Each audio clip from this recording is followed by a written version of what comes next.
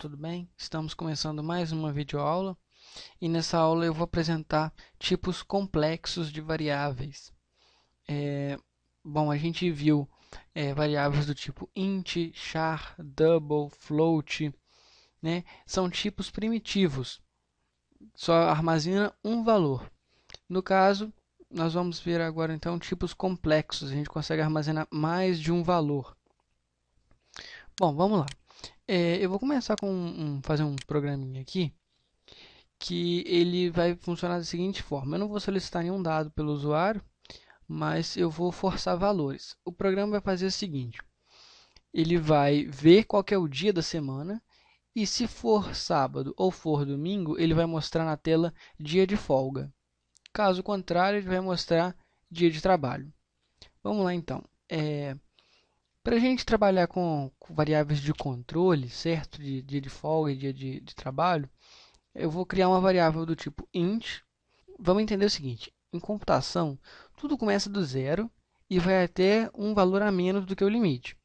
Por exemplo, a semana tem 7 dias, então a gente vai de 0 a 6 e não de 1 a 7. Dia, semana. Vou colocar aqui o dia da semana, que hoje eu estou gravando numa segunda-feira, então eu vou colocar como 1, certo? Vou colocar aqui assim, vou colocar um comentário.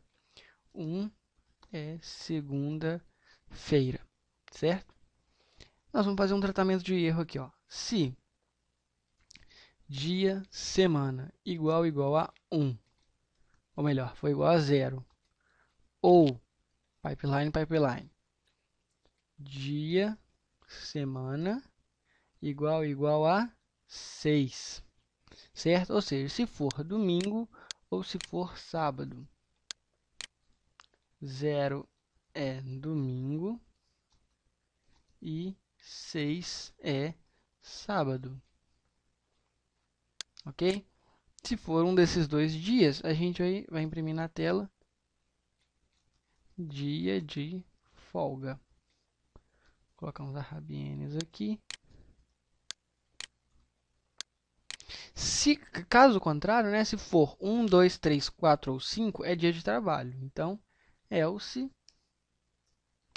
vai imprimir na tela printf arrabiene, dia de trabalho.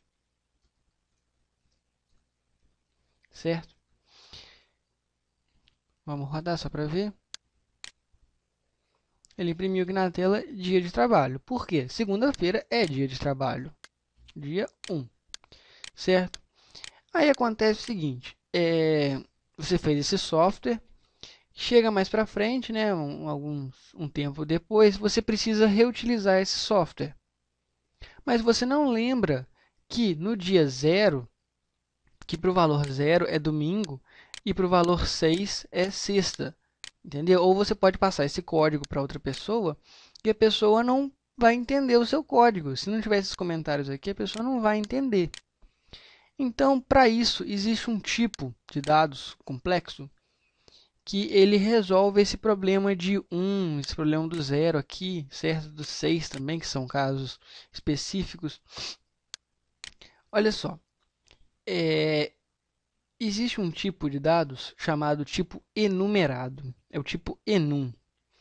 Eu declaro ele da seguinte forma, enum, se você digitar enum já vai aparecer no seu code blocks. Espaço, qual que é o nome dele? A mesma coisa de uma variável. Você declara int e o nome da sua variável. Você vai declarar enum e o nome da sua variável. Semana. Certo? Aí que vem um ponto-chave agora. Você não vai usar igual. O tipo enumerado, ele espera uma sequência de alguma coisa. Então, você não vai utilizar também o igual ou o símbolo de vetor. Você vai usar as chaves. Certo? No final, ponto e vírgula. Aqui dentro, você vai especificar qual é a sua sequência. Qual que é a sequência da semana? É domingo, segunda, terça, quarta, quinta, sexta e sábado, certo? O que acontece quando a gente roda esse enum? Vou abrir o Paint aqui. Ele joga lá para o domingo, para o primeiro valor, ele joga o valor 0. para o segundo ele joga 1 e assim por diante. Então, quando a gente compilar aquele enum, ele vai jogar para o DOM, ele vai colocar... Isso aqui são variáveis, certo? Existe uma variável DOM, uma variável seg, ter, quark, sex e sábado.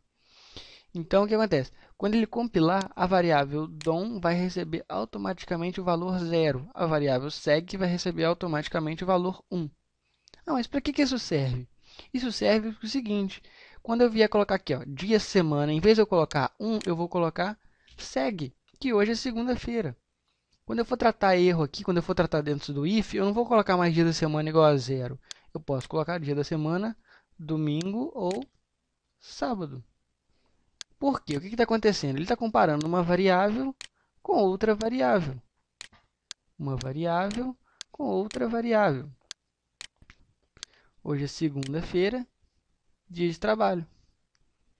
Vou colocar aqui hoje aqui é sábado. Sábado, sabe. Compilar, dia de folga. Certo? Tipo enumerado, ele serve para você fazer listas enumeradas, ou seja, listas em ordem crescente, sendo que o primeiro valor é sempre 0. Vou colocar aqui, ó, lista em ordem crescente, sendo o primeiro, sendo a primeira variável 0, certo? Tipo enumerado, simples, rápido de fazer. Agora eu vou trabalhar com outro tipo aqui, que ele chama-se struct, estrutura. Bom, vamos entender. O seu professor pede para você fazer um trabalho que você vai cadastrar a nota de 25 alunos, certo? Então, você vai ter lá um vetor de inteiros, notas com 25 posições. Vou comentar esse código aqui de cima.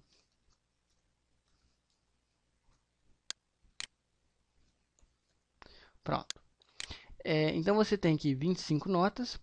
Aí o seu professor vira e fala assim, não, mas eu preciso também do nome dos alunos. E agora? Você vai precisar de 25 vetores de nome. 25 vetores de nome você pode armazenar numa matriz. Correto? Ou seja, vai ser uma matriz de char. Nomes. Quantas letras tem no nome? Ou seja, ou melhor, quantos nomes você vai ter? Você vai ter 25 nomes. Com quantos caracteres cada um? Vamos supor que cada nome tenha 30 caracteres. Certo? Ah, mas como que eu vou trabalhar com isso então? Sempre que você quiser imprimir, você vai ter que imprimir, dar um printf no nome, na linha e na nota. Isso é complicado, isso não é simples de ser feito, não. Isso tem que ser feito um tratamento, tem que usar for para imprimir, dá trabalho para fazer. Existe uma forma muito mais simples de ser feito. Cada aluno ele vai ter um nome e uma nota, certo? Então, se cada aluno tem um nome e uma nota, para que eu vou fazer dois vetores, sendo um de nome e um vetor de nota, sendo que eu posso colocar isso tudo num vetor só? Vou voltar para o Paint. Olha só. A gente tem aqui caixinhas, certo? Em cada uma dessas caixinhas a gente tem um int nota e um char nome de 30 posições. Só que a gente vai ter o aluno 0, aluno 1, aluno 2, aluno 3, aluno 4, até o aluno 30, por exemplo, até o aluno 25. Então, a gente simplesmente vai criar um molde para cada aluno e vai aplicar esse molde no vetor, onde cada posição do vetor vai ser daquela forma. Então, isso aqui que a gente tem, isso aqui é um vetor. Isso aqui é um vetor. A gente tem a posição 0, posição 1, posição 2, 3, até a posição que a gente quiser. Então, cada célula do nosso vetor, né, cada caixinha do nosso vetor vai ter uma nota e vai ter um nome. Nós vamos aprender isso agora. Olha só, para a gente declarar esse molde, a gente chama a estrutura struct, certo? Struct aluno. Dentro da struct aluno, a gente vai ter, ó, para declarar struct. No enum, é um tipo composto, a gente usou chaves. Aqui na struct não vai ser diferente. Chaves também. E um ponto importante. Depois dessas segundas chaves aqui da struct, ponto e vírgula. Se não der o ponto e vírgula, ele não compila. Tá, então o que vai ter dentro da struct? A gente tem um int nota e tem um char nome de 30 posições. O nome do aluno vai ter 30 caracteres. Agora a gente vai criar um vetor. Isso aqui não é uma variável. Isso aqui é só uma estrutura, é só um molde. A gente precisa criar uma variável em cima desse molde. Lembra que para criar variável a gente tem o tipo, se é int, float, double, o que é, e o nome. Qual que é o tipo da nossa variável agora? Ela vai ser do tipo aluno. Quando a gente digita ALUN, já aparece aqui a nossa struct aluno e a gente vai ter um vetor de alunos com 25 alunos. Ou seja, vamos entender, ó, tipo é do tipo aluno. A gente tem um vetor chamado alunos. Vamos mudar isso aqui para tipo aluno e aqui para tipo aluno, para ficar mais fácil, ó. Esse tipo aqui seria o int, o float, o que for. Ele é da mesma estrutura do int, do float. O que acontece é que ao invés de ele ter só um valor int ou só um valor float, agora ele pode ter n valores aqui dentro. A gente pode colocar o que a gente quiser aqui dentro. Esse int nota, o char nome, são chamados campos da struct. São os campos. Como que eu acesso um campo? Por exemplo, vou colocar aqui, ó, o aluno não é um vetor? Então eu quero o aluno índice 0. Como que eu vou colocar uma nota para ele? Eu faço aluno índice 0, ponto. Quando eu ponho ponto, já aparece nome e nota. Vou colocar nota, recebe 10. E o nome dele? Alunos, índice 0, ponto, nome. Lembra que a gente não consegue jogar um vetor em outro? Para a gente fazer isso, a gente tem que usar um comando lá da string.h. Vamos incluir ela então, ó. Include string.h. Agora a gente consegue trabalhar sem problema, ó. Comando para fazer uma cópia de um vetor para outro, ou melhor, de uma string para outra string. strcpy. A gente coloca onde a gente quer copiar e o que a gente quer copiar. Vou colocar o nome Marcos.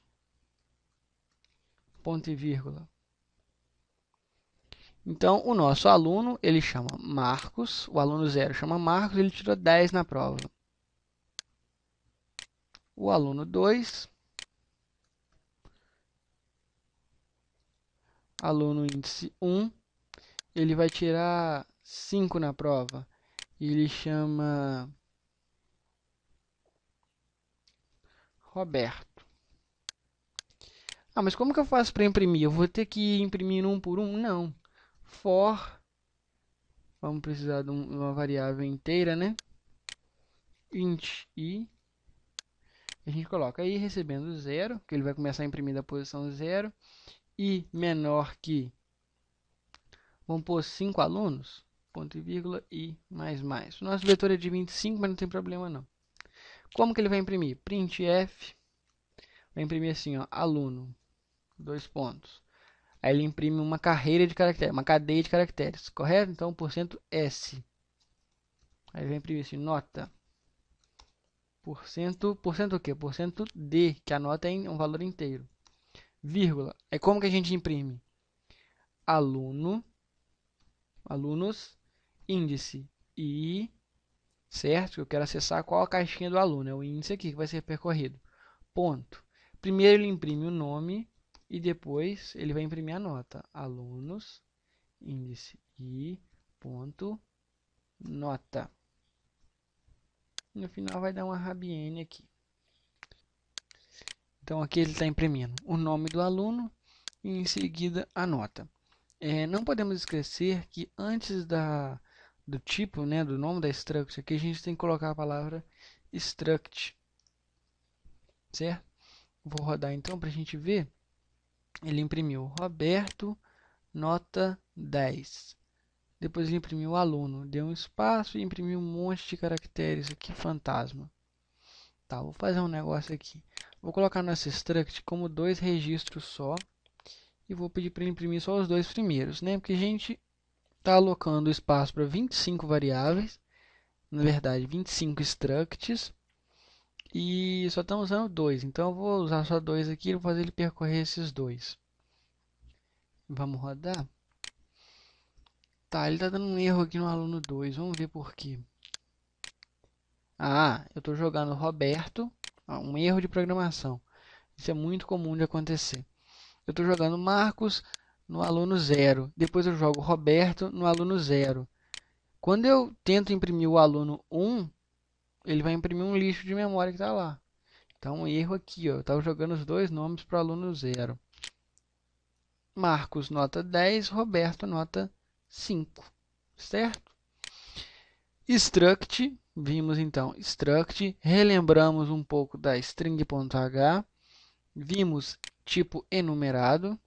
E também vimos a questão da legibilidade. Essa história aqui do sábado, domingo, você substituir números, né, valores, por variáveis que façam mais sentido, você vai ter uma maior legibilidade do seu código. Seu código você vai ler e vai entender ele fácil. Se você tivesse valores aqui, 1, 2, né, ia ser difícil. Você ia ter que quase que refazer o seu código para entender ele. E usando variáveis você torna isso mais fácil de entender. Tá ok? Então, por essa aula é só. Até a próxima e tchau, tchau.